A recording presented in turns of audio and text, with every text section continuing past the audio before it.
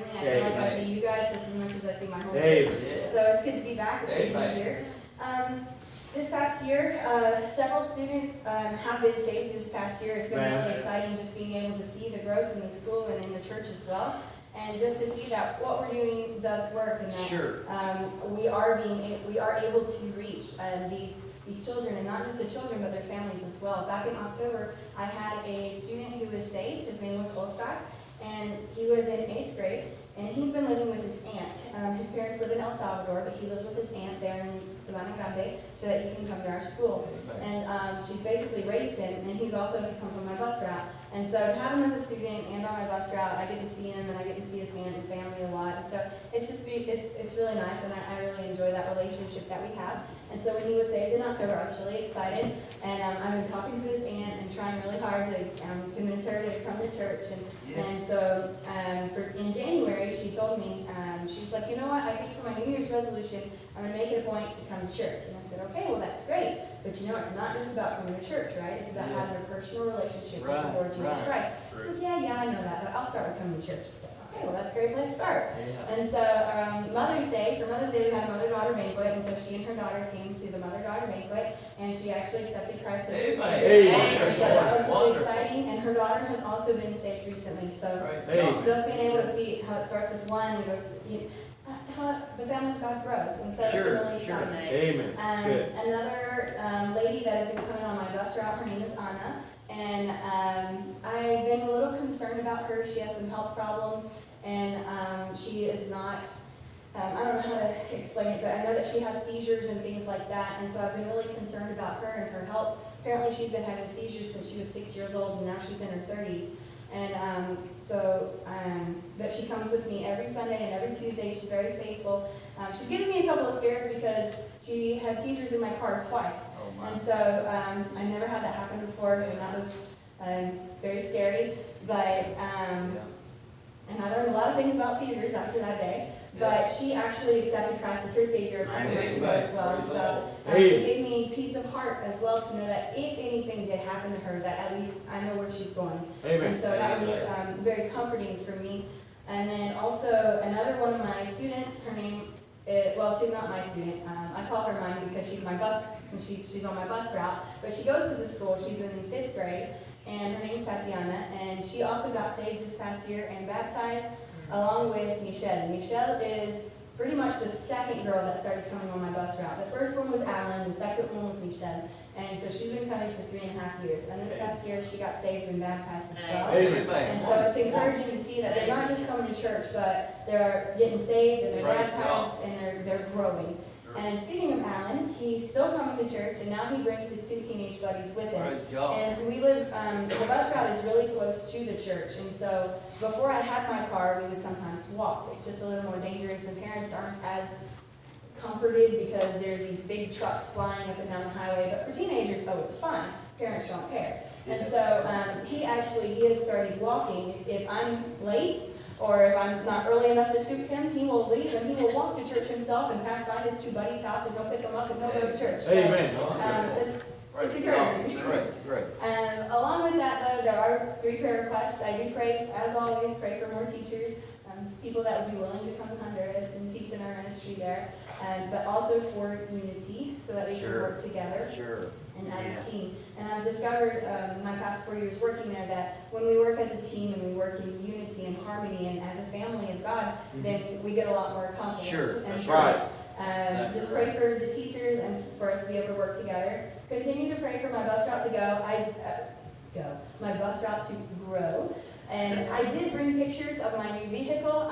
It's back there in the back. I have a photo album on the table back there. So feel free to look through that. And it has pictures of my house and the new vehicle. I bought a Honda Pilot. And so I'm really excited about it. And I thank you very much for your help in that. And it's an 8-seater. It's high off the ground. I've managed to get 21 in it so far. So I'm very excited. It's more than the 18 in my other, but and that 21 was not just 21. It was I think think I had like 7 teenagers and 2 adults, and then the rest were kids. So I've been able to use it more for ministry with adults, because now I'm not just able to fit a couple of adults. We've gotten 13 adults in there, so that was exciting. So I really appreciate my new car. I haven't bottomed out. It's great because I could just pile it up. I could just pile people in there, and I don't get all the bumps and the holes and everything. It's great. Amen. So thank you very much for your help with that. I really appreciate it. And the kids love it too, because they have a lot more room and they're not being smushed as much. Yeah. So we really appreciate that. But then also, and I feel like I said this last year, because I feel like this happened around the same time last year as well. Pray for political stability in the country. The past couple of weeks, there's been a lot of riots in Honduras. I feel like it only happens whenever it's time for me to leave. I go to leave and the country falls apart. So, just right before I left, actually, I knew that there were protests going on throughout the city, but it was supposed to be further down from the airport, and so I didn't worry about it too much. I did get to the airport a little bit earlier, and again, their protest isn't just holding signs, we protest this. It's burning tires, throwing rocks, things like that, attacking the police and the soldiers, things like that. So it gets pretty dangerous in the riots, and so I showed up really early that day for the airport just to make sure I got in the airport, but I didn't see anything, and I didn't notice any protesters, and so I got on my plane and I turned my phone off like you're supposed to. People don't do that, but you're supposed to. It says to. So I turned my phone off, and I got to the States, and I turned my phone back on, and all of a sudden my phone goes ding, ding, ding, ding, ding. It's like, what in the world? And it was all my friends from Honduras. Did you make it? Did you make it out? Did you make it out before they shut the airport down? What do you mean? Yeah, there was a protest right from the airport, and they started throwing rocks and everything, and so they shut the airport down, and no flights are coming in or out. Well, I made it, so Amen. that's good. So that's been a prayer request of mine the past couple of weeks, just praying that everything calms down.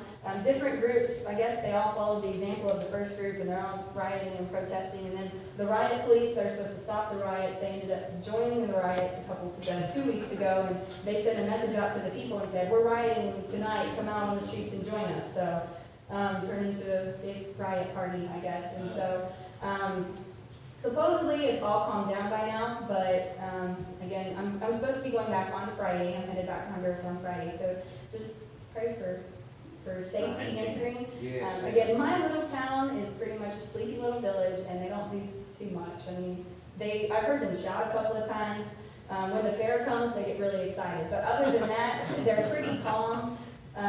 But I have to get there, and to get there, I have to go through the capital, which I've recently discovered is the murder capital of Latin America. So pray for me, please.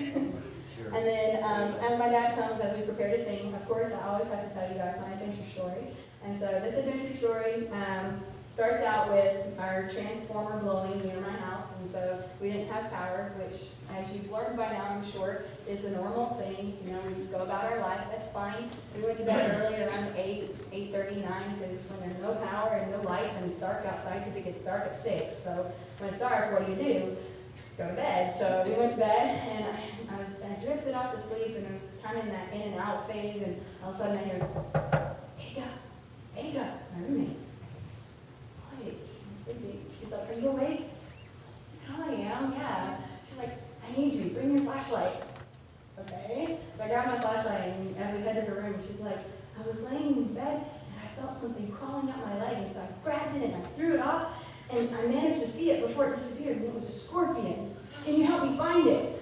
She's like, I don't want to go back in bed without finding it. Oh, my. So I don't like frogs. She takes care of the frogs. I take care of the scorpions. So it's a trade-off. So we had our flashlights, and we were searching all her room to find the scorpion. We found it. I killed it. We took care of it. And so, but another day in the life of Ericka. So thank you guys so much for your support.